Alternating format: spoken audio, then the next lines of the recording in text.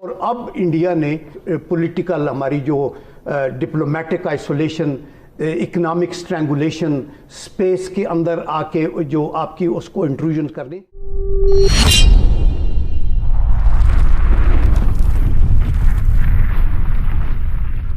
ظاہر ہے انڈیا 5 گنا بڑا ہے، ہم اس سے بحیثیت ملک بھی چھوٹے ہیں، ہم اس سے بحیثیت افواج بھی چھوٹے ہیں، لیکن میں اگر آپ سے یہ پوچھوں کہ ہمارے ٹیکٹیکل ورٹیکلز کیا ہیں انڈیا کے مقابلے میں، تو آپ کیا کہیں گے؟ میں 71 وار کا ویٹرن ہوں اور میں نے جنگ کا ایکسپیرینس دیکھا ہوا ہے۔ انفارچونیٹلی جیسے میں نے شروع میں کہا کہ انڈیا ہمارے وجود کو تسلیم نہیں کرتا، انڈیا کشمیر کو چھوڑنے کو تیار نہیں ہے، اور اب انڈیا نے جو انڈائریکٹ نان کائنیٹک وار، ہائیبرڈ وار اور پولیٹیکل ہماری جو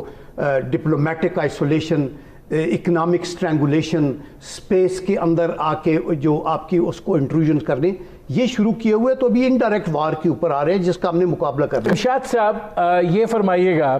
کہ صورتحال تو نہیں بدلی، چاہے وہ 6 سپتمبر 1965 ہو یا 6 سپتمبر 2020 ہو، جو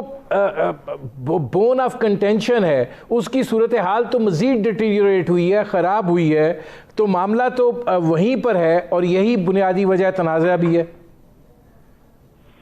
عظیم یہ ہے کہ بات کنٹینشن والی نہیں، ایک تو یہ ہے کہ ہم علامتوں کی پیداوار ہیں، علامتوں کے شیدائی ہیں، یعنی دیکھا جائے تو آپ نے کہا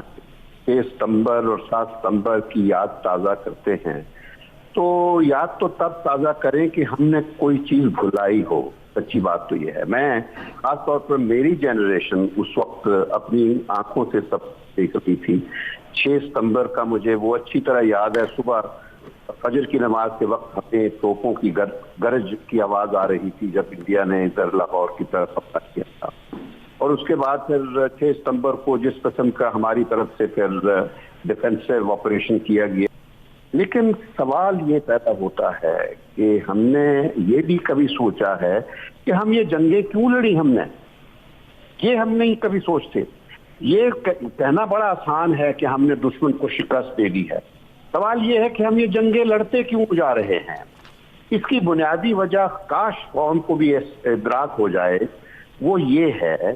کہ ہم پہلے روز سے ہی ایک اس دشمن کا سامنا تھا ہمیں جس نے ہمارے وجود کو تسلیم کبھی نہیں کیا۔ تو وہ جو تھریٹ تھی ہماری آزادی، عالمیت اور سلامتی کی، نہ وہ ایگزیجریٹڈ اس وقت تھی جب انڈیا نے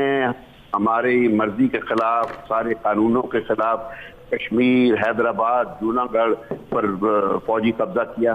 اور نہ وہ آج ایگزیجریٹڈ ہے جبکہ وہ ہمارے علاقوں پر بیٹھا ہے۔ کشمیر ابھی تک اس کی پوزیشن میں ہے،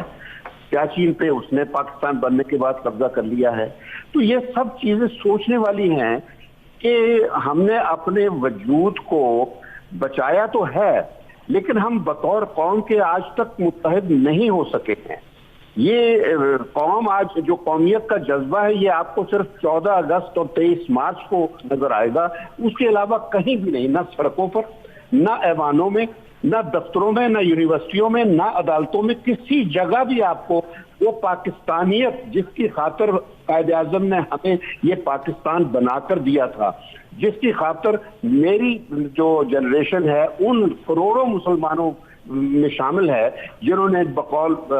جلسہ کے ہم نے اپنا گھر بار چھوڑ کر ہم ادھر سے ادھر آئے تھے، اور ہم تو اس پاکستان کی تلاش میں آئے تھے جس کا تصور ہمیں ہمارے قائد نے دیا تھا، یا جس کا تصور علامہ اقبال نے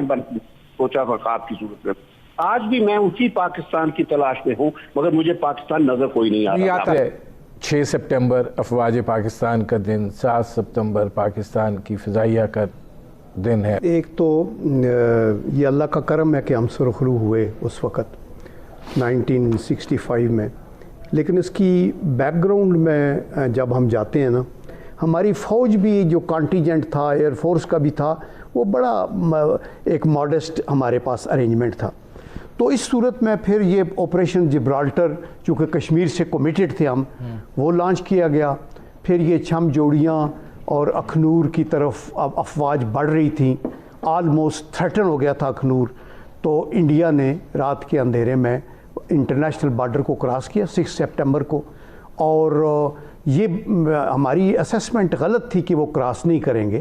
لیکن یہ ایک گارنٹی ان کو پتہ نہیں کیسے تھی کہ جی اگر جب ہم یہ کر رہے ہیں اور کشمیر ایک قسم کا بالکل اس کا کٹ جائے تو انڈیا کچھ نہیں کرے گا انٹرنیشنل بارڈر پہ، تو انہوں نے ڈبل پنسر لگائی جو کہ سیالکوٹ سے بھی آگے آنا اور لاہور سے BRB کو کراس کر کے آنا اور جو GT روڈ ہے اس کو کراس کرنا یہ ہو۔ اگر آپ یہ دیکھتے ہیں کہ ہمارے سامنے ایک 5 گنا بڑا دشمن ہے اور ظاہر ہے اتنی ہی بڑی اس کی ایئر فورس ہے، وہ اب ان کا دفاعی بجٹ بھی بے تحاشا ہے، وہ انڈکشنز بھی بہت زیادہ ایکوپمنٹ کی کر رہے ہیں، تو اگر آپ سے میں پوچھوں کہ پاکستان ایئر فورس کا اعتماد جو ہے وہ کن ورٹیکلز کی بنیاد پہ ہے تو آپ کیا کہیں گے؟ آپ نے 2 دفعہ بات کی کہ ورٹیکلز کیا ہیں. Let me name those verticals. میں چیف انسپیکٹر رہا ہوں نیشنل ڈیفنس فورس میں، سو آئی ہیو ٹوائڈ اراؤنڈ. شمشاد صاحب بالخصوص انہوں نے تو اسٹیٹ کرافٹ کو ایکسرسائز کیا ہے ہمارے بہاف پہ as a diplomat and then especially as a foreign secretary. Let me state those verticals جس کے بل بوتے پہ آپ اپنی قوم کو چلا سکتے ہیں، دشمنوں سے نبٹ سکتے ہیں، ملک کو ترقی دے سکتے ہیں. نمبر 1، ہمیں ایک پاکستانی شناخت دینی ہوگی. آج آپ کے آئین میں لکھا ہوا ہے، and correct me if I am wrong, I have 2 brilliant elders sitting with me. Nadeem صاحب, you are the moderator. یہ ملک پاکستانیوں کا نمبر 1 نہیں ہے، یہ آئین میں لکھ دیا آپ نے. نمبر 2، ہمارا کوئی مشترکہ مقصد that should tie us together is not there. Number 3، that directly concerns Shamshad صاحب. ہمارے یہ کیوں کیا؟ یہ پاکستان کے قومی مفاد میں. اللہ کے بندو، اور میں آپ جیسے ماڈریٹرز اور اینکرز کو پوچھتا ہوں، جب منسٹر آتے ہیں، جنرل قیوم بھی جب آتے تھے آپ کے پاس ایز اے منسٹر، تو آپ نے شمشاد صاحب نے سے کیوں نہیں پوچھا کہ آپ ہمیں 4 پاکستان کے اہم ترین قومی مفاد لکھ کر دیں، 1 2 3 4 ABCD، جس کے لیے پاکستان کی افواج as a last resort employ ہوں گی. مجھے کوئی ڈپلومیٹ جواب نہیں دے سکتا، کوئی ایئر مارشل نہیں جواب دے سکتا،